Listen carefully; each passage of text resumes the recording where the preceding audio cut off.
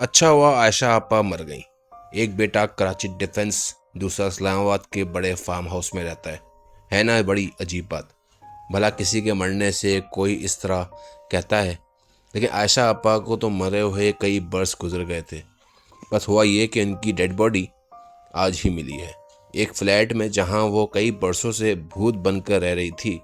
لیکن یہ حیرت کی بات نہیں ہے، ان کا ایک بیٹا اپنی بیوی 2 بچوں کے ساتھ کراچی ڈیفنس خیابان بحریہ میں 4 کینال کے وسیع محل میں تھا، گھر میں خوش و خرم زندگی گزار رہا ہے۔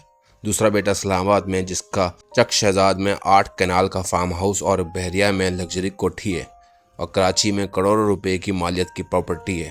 اور ماں کا یہ حال ہے۔ عائشہ آپا، جگت عائشہ آپا، ہمیشہ سے ایسی نہیں تھی۔ یہی کوئی 10-15 برسوں پہلے نہ جانے ان کے دمن میں کیا سمائی، سب بچوں کو کال کر کے بلایا، اپنی ساری جائیداد بچوں کے نام کر دی۔ اس کے بعد وہی ہوا جو ہمیشہ سے ہوتا آیا ہے۔ ان جیسوں کے ساتھ ایسا ہی ہونا چاہیے تھا۔ آخر کیوں نہیں؟ ایسوں کو عقل نہیں آتی؟ کس کا نام لوں؟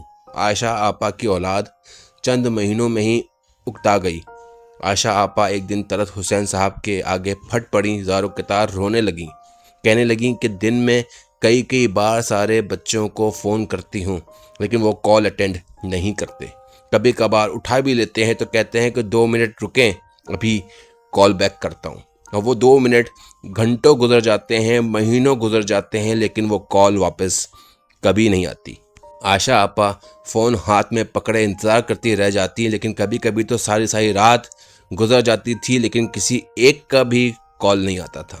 ابھی کوئی 15 برس پہلے ہی کی تو بات ہے، جب عائشہ آپا نے بے حد شوق سے پراڈو گاڑی لی تھی، شوق سے خود چلاتی ہوئی طلعت حسین کے گھر آئیں، کیک اور مٹھائی لانا نہ بھولی۔ چند برس پہلے ہی، جب تک انہوں نے اپنی جائیداد اپنے بچوں میں تقسیم نہیں کی تھی، ڈائری پر ترتیب سے دنوں کی تقسیم یعنی کہ باقاعدہ شیڈول بنا رکھا تھا۔ روزانہ کسی نہ کسی غریب اور نادار کے گھر جانا اور ان کے لیے راشن اور نقدی، بچوں کے اسکولوں کی فیس، نہ جانے کتنے نادار خاندانوں کے تو باقاعدگی سے وظیفے لگے ہوئے تھے۔ پھر ایک دن سب کچھ بدل گیا، اپنی جائیداد اپنے بچوں کے نام کر دی۔ پھر اس کے بعد، اسی لیے کہہ رہا ہوں کہ اچھا ہوا سانس کی ڈوری ٹوٹی تو انہیں یقیناً سکون مل گیا ہوگا، کیونکہ وہ جس طرح ساری رات اپنے فلیٹ کے باہر بے چینی سے ٹہلتی رہتی تھیں، بڑبڑاتی رہتی تھیں، تھک کے چور ہو جاتی تھی تو نیچے بیٹھ جاتی تھیں، اور پھر ان سے اٹھا نہیں جاتا تھا۔ آج تو وہ اچانک چیخیں مار کر رونے لگ جاتی، جب انہیں اپنی اس حالت کا خود احساس ہوتا کہ ایک دم سے وہ چپ کر جاتی۔ پڑوسی بیچارے ان کے قریب آتے تو یہ انہیں زور سے ڈانٹنا شروع کر دیتی۔ کچھ ہفتوں سے انہوں نے رات کو بھی فلیٹ سے باہر آنا چھوڑ دیا تھا، کبھی کبھار چند منٹوں کے لیے دکھائی دیتی، اور پھر جب خاموشی اس بار جب طویل ہوئی تو بہت طویل ہو گئی، اور پھر جب فلیٹ سے عجیب سی بدبو بھی آنے لگی تو عائشہ آپا کو تنہائی نے مار دیا تھا۔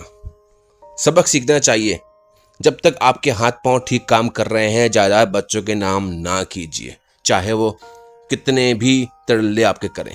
جس دن جائیداد نام کی، سمجھو آپ نے اپنے ہاتھ پاؤں کٹوا لی اور سوکھی عزت بھیگ چلی گئی۔